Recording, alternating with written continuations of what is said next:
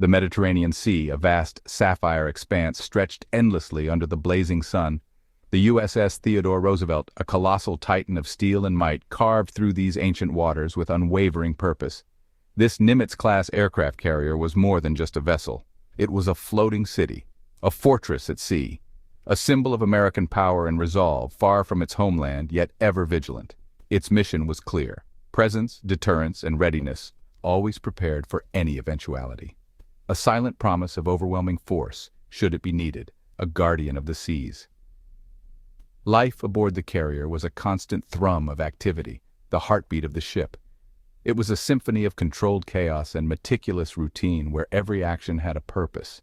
Sailors and aviators moved with purpose, each step a part of the larger mission.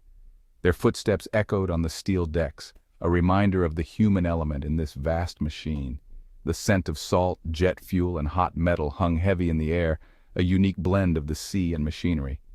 Below decks, a labyrinth of corridors pulsed with activity. Mess halls served thousands, a testament to the scale of life aboard. Engine rooms roared with unimaginable power, the heart of the carrier's might. Every individual, every piece of equipment had a role to play in this intricate dance. They were all cogs in a massive, intricate machine, each one essential to the whole. A machine designed for one primary purpose, projecting air power across the globe, a force to be reckoned with. The deep blue waters held secrets, mysteries that had captivated humanity for millennia. Ancient mariners had navigated these seas, guided by the stars and their wits. They had told tales of wonders and terrors, of mythical creatures and uncharted lands. Now, a modern behemoth patrolled these same waters, a guardian of the present. It was armed with technology beyond the wildest dreams of those ancient sailors, a marvel of modern engineering. Yet the sea remained a place of mystery, its depths holding secrets yet to be discovered. The flight deck was the heart of the USS Theodore Roosevelt, a bustling epicenter of activity and precision. It was a chaotic, dangerous, yet perfectly orchestrated ballet. Jet engines screamed, their deafening roars blending with the shouts of the crew. Steam catapults hissed with explosive force, launching aircraft into the sky with a burst of raw power.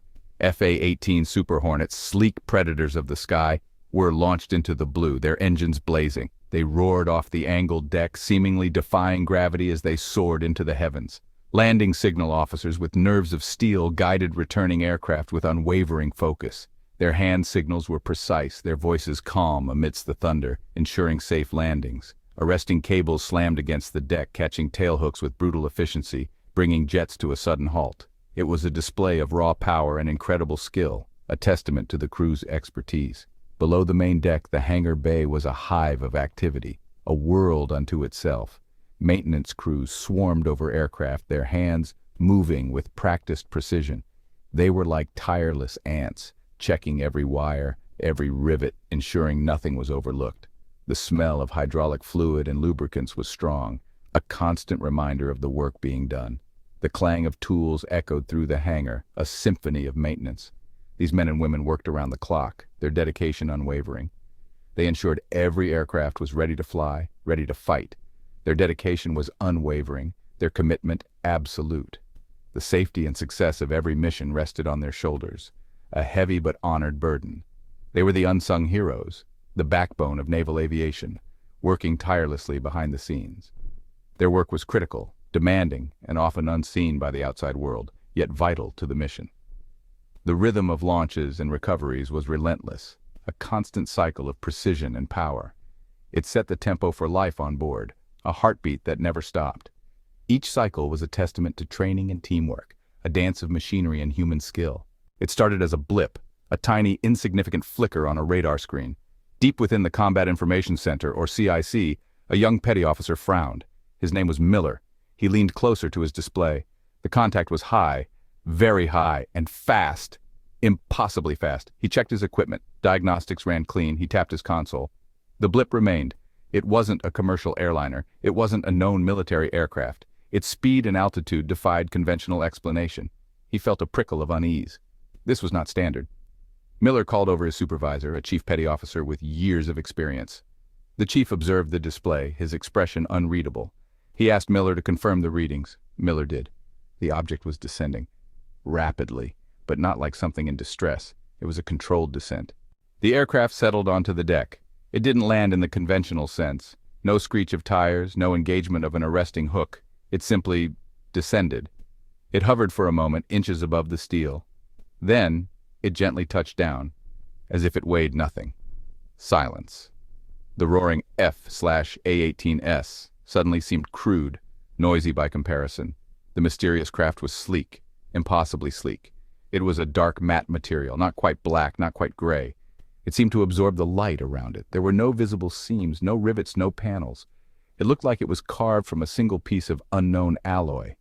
Sailors, armed and wary, began to form a perimeter. They kept their distance. Their faces were a mixture of awe and fear. The aircraft was unlike anything they had ever seen. It had no visible cockpit, no windows, no markings. The first, most obvious theory was enemy action. Had a rival nation achieved a monumental technological leap? Was this a new generation of spy plane, or perhaps a weapon system of unimaginable capability? The thought sent a chill down Captain Thorne's spine. If this was the work of the Russians or the Chinese or some other emerging power, then the strategic balance had just been terrifyingly upended. All their current technology, their multi-billion-dollar fighters, their advanced radar systems, could be obsolete. This silent visitor was a stark message, if that was its intent. Intelligence officers on board began to work frantically. They scoured databases. They contacted Washington. Was there any chatter? Any hint of a breakthrough this significant from known adversaries? The initial reports were negative. No one had claimed responsibility. Then came the second theory. Perhaps this wasn't an enemy craft at all. Perhaps it was one of their own. A top-secret black-budget project. Something developed in the shadowy depths of places like Area 51 or Skunk Works. It was a tantalizing thought. American ingenuity, once again pushing the boundaries of science and engineering. If this was a U.S. creation, why the secrecy from their own military? Why land it on an active carrier in a foreign sea without prior notification? It didn't make operational sense unless this was a test. A very bold, very risky test. The design certainly had hallmarks of advanced aerospace concepts. The third theory was the most unsettling. The one that people whispered, but few dared to voice aloud. What if this craft wasn't from any nation on Earth? What if it was alien? The thought was outlandish. It was the stuff of science fiction novels and late-night conspiracy theories, yet the aircraft itself defied all known terrestrial technology. Its silent, effortless flight, its seamless construction, its ability to simply appear. Hours passed, each minute feeling like an eternity. The sun began to dip towards the horizon, painting the sky in hues of orange and purple. The mysterious aircraft remained, silent, motionless. Its presence was both mesmerizing and ominous. A dark silhouette against the fading light, it stood as a silent sentinel. Washington was in an uproar. The halls of power buzzed with speculation and concern. Secure communication lines buzzed with frantic high-level discussions. Every word was weighed, every decision scrutinized. What to do? Attempt to move it, try to force entry, or simply wait? The questions were endless, the answers elusive. Each option was fraught with peril. The stakes had never been higher. The potential for an unforeseen reaction from the craft or whatever controlled it was terrifyingly high. The unknown loomed large. The world's most powerful navy was, for the moment, stumped, their usual confidence replaced by uncertainty.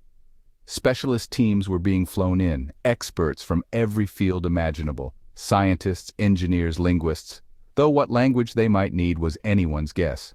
The best minds were on the case. The USS Theodore Roosevelt, once a symbol of projection and power, had become a floating quarantine zone, a fortress of isolation, a laboratory for the unknown. Every corner of the ship was now a potential research site.